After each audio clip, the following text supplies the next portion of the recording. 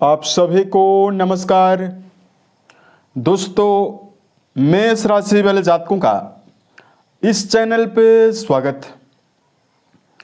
इस वीडियो में हम आपको बताने वाले हैं मेष राशि वाले जातकों के लिए साल 2026 में 17 से लेकर 22 जुलाई तक का समय किस प्रकार जाने वाला है।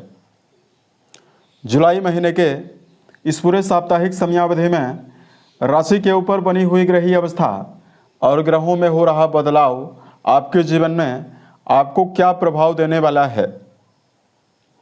किन मामलों में मेष राशि वाले जातकों को कम प्रयासों में बड़ी सफलता मिलने वाली है, वहीं कहां पर मेष राशि वाले जातकों को संभल कर चलने की आवश्यकता भी रहने वाली है, ये जानकारी हम आपको देने वाले हैं।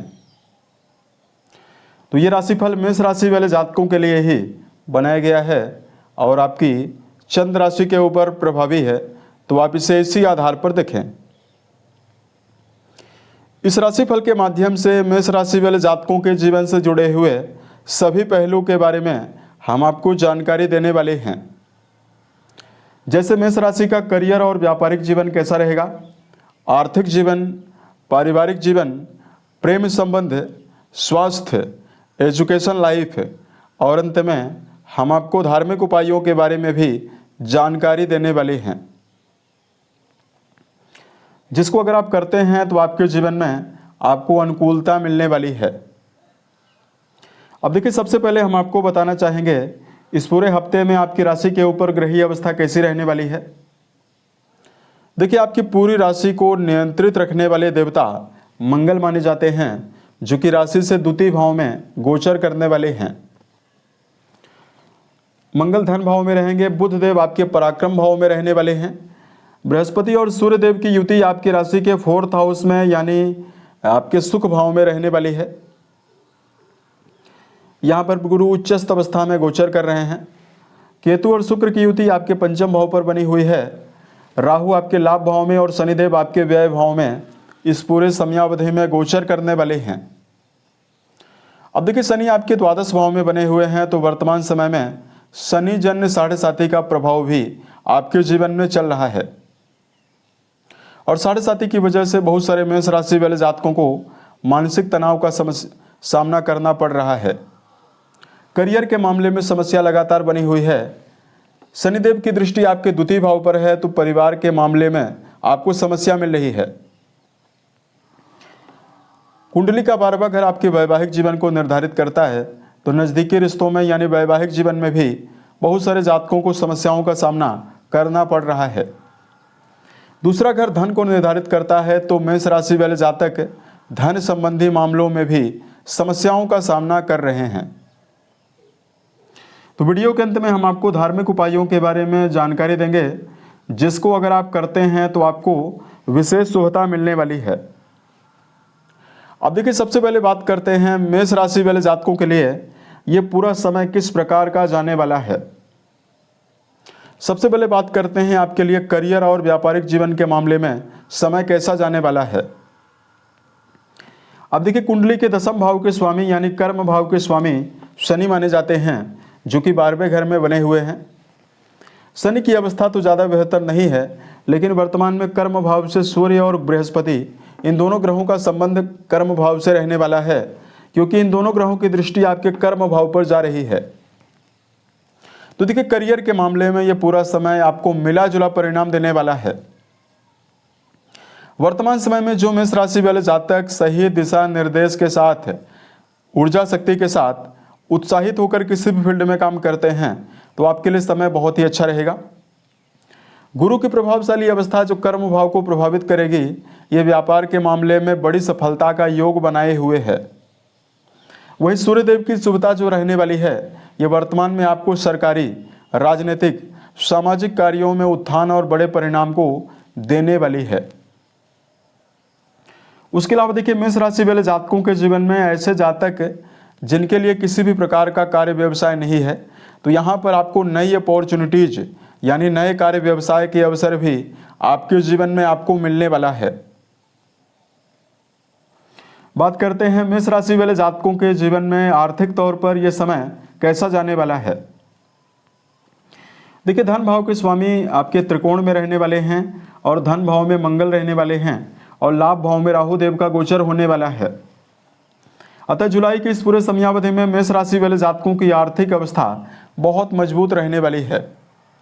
यहाँ पर देखिए मेष राशि वाले जातक जो प्रयासरत हैं उन जातकों को नए माध्यम से लाभ है और धन उन्नति की संभावनाएं आपके जीवन में आपको मिलने वाली है। शुक्रदेव का त्रिकोण भाव में रहना और लाभ भाव से संबंध होना ये आपको वर्तमान में संगीत साहित्य के क्षेत्र में, थिएटर, सिनेमा या वर्तमान में कोई भी व्यापार यदि आप करते हैं इसमें आपको बड़े लाभ के अवसरों को देने वाला है। वहीं मंगल देव की स्वराशि में बनी हुई अवस्था, सातवीं दृष्टि, ये मेष राशि वाले जातकों के जीवन में रुका हुआ धन, पैतृक संपत्ति और अचानक से धन लाभ की संभावनाओं को भी देने वाली है।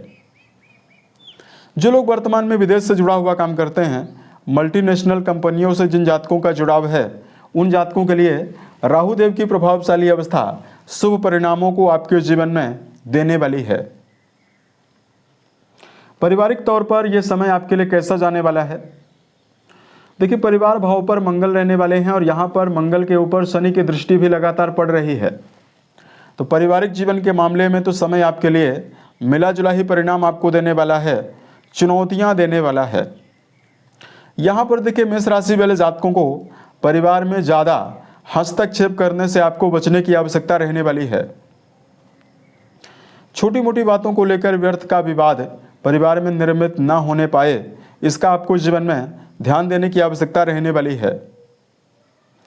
और यहाँ पर मेष राशि वाले जातकों को पारिवारिक जीवन के मामले में सामाजिक स्तर पर कोई भी ऐसा कार्य आपको नहीं करना चाहिए जिसकी वजह से आपके मान सम्मान को नुकसान हो। तो ये समय आपके लिए ज़्यादा बेहतर रहेगा। प्रेम और वैवाहिक जीवन के लिए ये समय कैसा जाने वाला है। रिश्तों के मामले में सुखी सूर्यदेव की अवस्था ज़्यादा बेहतर नहीं है। तो प्रेम जीवन में जुड़े हुए जातकों के लिए ऐसे जातक जिनका जुड़ाव किसी भी गहरी फ्रेंडशिप में है, उनके लिए समय मिला जुला ही परिणाम आपको देने वाला है। यानी रिश्तों के मामले में आपको संभल कर चलने की आवश्यकता ज़्यादा रहने वाली है। लेकिन बात करें वैवाहिक जीवन के मामले में समय कैसा रहेगा। देखिए वैवाहिक भाव के स्वामी त्रिकोण में रहने वाले हैं और यहाँ पर ग्रहीय दुष्प्रभाव ना के बराबर रहने वाला है, जिसकी वजह से जीवन साथी का सहयोग आपको इस समय में जरूर मिलने वाला है। मेष राशि वाले जातकों के जीवन में शनि की वजह से आपको लगातार दुष्प्रभाव मिल रहा था, अब शनिदेव की अवस्था वक्री भी होने वाली है। ऐसे में वैवाहिक मामलों में ये समय आप यदि प्रयासरत हैं तो आपके रिश्तों में अनुकूलता मिलने वाली है। संबंधों में उत्साह की अवस्थाएं भी आपके जीवन में आपको मिलने वाली है। इस पूरे समयावधि में बात करते हैं मेष राशि वाले जातकों को, विद्यार्थियों को क्या परिणाम मिलने वाला है। शिक्षा भाव के स्वामी सूर्यदेव की अवस्था ज़्यादा बेहतर नहीं है। ऐसे में विद्यार्थी जो प्रारंभिक तौर की पढ़ाई करते हैं उनको एकाग्रता पूर्वक चलने की आवश्यकता रहने वाली है। भटकावों से आपको जीवन में बचने की आवश्यकता रहने वाली है। लेकिन जिनका जुड़ाव वर्तमान समय में उच्च शिक्षा के मामले में है, बृहस्पति की प्रभावशाली उच्चस्थ अवस्था, उच्च शिक्षा के मामले में जो विद्यार्थी जुड़ाव रखते हैं उनके जीवन में अपार सफलता की संभावनाओं को भी आपके जीवन में देने वाली है। स्वास्थ्य के मामले में दर्शकों आपको जानकारी दिया जाए तो देखिए राशि के स्वामी भले ही शत्रु राशि में बने हुए हैं, लेकिन इनका संबंध आपके अष्टम भाव से लगातार बना हुआ है। तो ऐसे में शारीरिक स्तर पर आपको बड़ी समस्याएं ना के बराबर मिलने वाली है। लेकिन वर्तमान में मेष राशि वाले जातकों को मानसिक स्तर पर अनिद्रा की समस्या भी आपको हो सकती है। साथ में छोटी मोटी बातों को लेकर आप काफ़ी ज़्यादा ओवर थिंकिंग भी कर सकते हैं। तो इस समयावधि में देखिए मेष राशि वाले जातकों को खुद को व्यस्त रखने की आवश्यकता रहने वाली है। ज़्यादा से ज़्यादा समय सकारात्मक लोगों के संपर्क में आपको बिताना चाहिए। और यहाँ पर मेष राशि वाले जातकों यदि आप मेडिटेशन करते हैं तो आपको विशेष लाभ है मिलने वाला है। यहाँ पर हम आपको बताना चाहेंगे धार्मिक उपायों के बारे में। तो देखिए चूंकि शनिदेव की 7.5 का प्रभाव आपके जीवन में है, तो सबसे पहले तो आपको यदि आप नियमित सुंदरकांड या हनुमान चालीसा का पाठ करते हैं तो आपको जरूर राहत मिलने वाली है।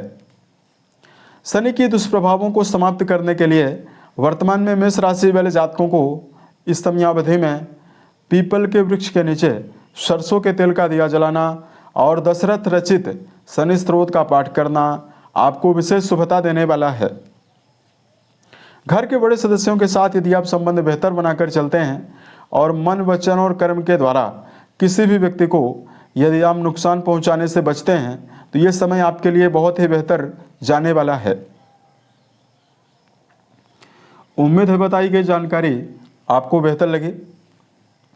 साल 2026 के सभी महीने आपके जीवन में बेहतर परिस्थितियों का निर्माण करें और आप सफलता के सभी मुकाम को टच करें, इसी कामनाओं के साथ मैं अपनी वाणी को विराम देता हूँ। ओम नमः शिवाय।